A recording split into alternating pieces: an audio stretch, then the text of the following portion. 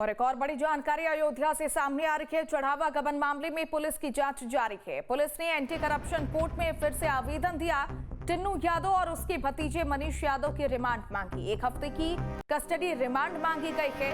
Court में remand पर आज सुनवाई होगी। एंटी करप्शन कोर्ट में सुनवाई होगी। एंटी करप्शन कोर्ट से अनुमति लेकर के कल भी पूछताछ हुई थी। ऐसे में आज एक बार फिर से रिमांड पर लेने की मांग की जाएगी। 1 हफ्ते की कस्टडी रिमांड मांगी गई है। कोर्ट में रिमांड पर आज सुनवाई होगी।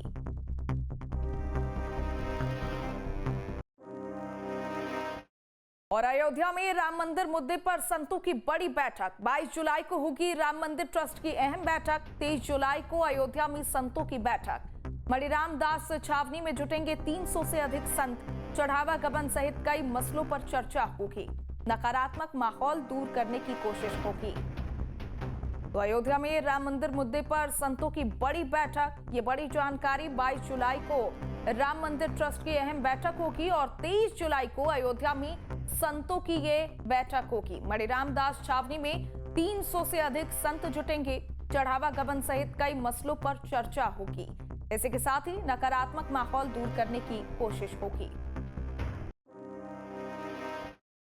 और राम मंदिर की सुरक्षा व्यवस्था को लेकर के शासन का बड़ा फैसला।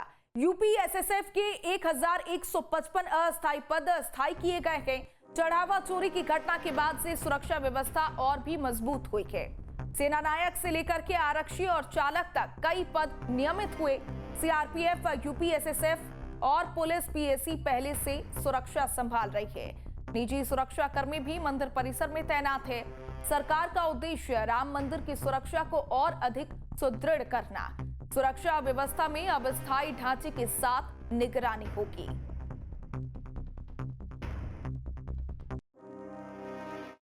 अगली खबर बस्ती से सामने आ रही है। चढ़ावा गबन मामले में सूत्रों के हवाले से बड़ी खबर। ट्रस्ट में काम करने वाले महेश पर जांच एजेंसियों की नजर है।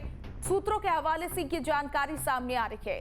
ट्रस्ट से जुड़े बैंक खातों की एंट्री का काम करता है महेश के परिजनों के पास कई शहरों में अचल संपत्तियां। सूत्रों के हवाले से की अहम जानकारी। बस्ती, अयोध्या, लखनऊ और प्रयागराज में कई अचल संपत्तियां। पिछले कुछ सालों में करीब 20 संपत्तियां खरीदी गई। 12 जून को बस्ती में 90 लाख की 6 बीघा जमीन खरीदी गई। महेश का गांव में 2 मंजिला पक्का मकान भी बना। गांव के बाहर एक और मकान निर्माणाधीन। वही सूत्रों के हवाले से जानकारी। अनजान शख्स ने एसआईटी को चिट्ठी लिख करके ये जानकारी दी। और ज्यादा जानकारी के साथ हमारे साथ संवाददाता शैलेंद्र कुमार फोनलाइन पर जुड़े हुए हैं। शैलेंद्र, महेश का नाम सामने आ रहा है और जानकारी है कि ट्रस्ट से जुड़े बैंक खातों की एंट्री करता था और कई जगह पर चल अचल संपत्तियां हैं उसकी।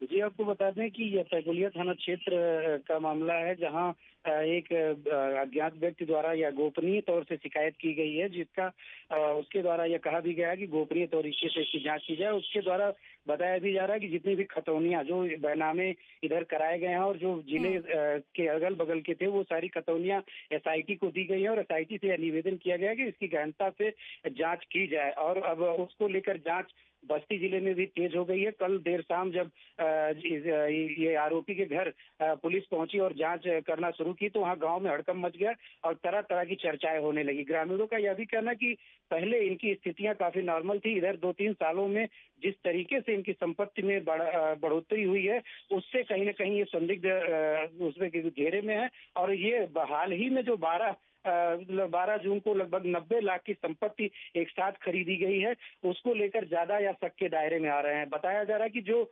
ये युवक है या 15 से 18 हजार में वहीं राम मंदिर में जो संविदा कर्मी था और भाई एक जो उसका भाई और सफाई कर्मी है और नॉर्मल ही सब पूरे परिवार की स्थिति थी। ऐसे में अचानक से संपत्तियां बढ़ना कहीं न कहीं संदेह के घेरे में है और एसआईटी लगातार इस पर जांच कर रही है। जब इस पूरे मामले को लेकर बस्ती पुलिस से बात की गई तो उनका यह कहना कि एसआईटी को शिकायत हुई और एसआईटी ही जांच कर रही है। अगर हमसे एसआईटी कोई सहयोग मांगेगी तो उसमें हमारा पूरा सहयोग होगा। जी ठीक है शैलेंद्र, तमाम जानकारी साझा करने के लिए बहुत शुक्रिया।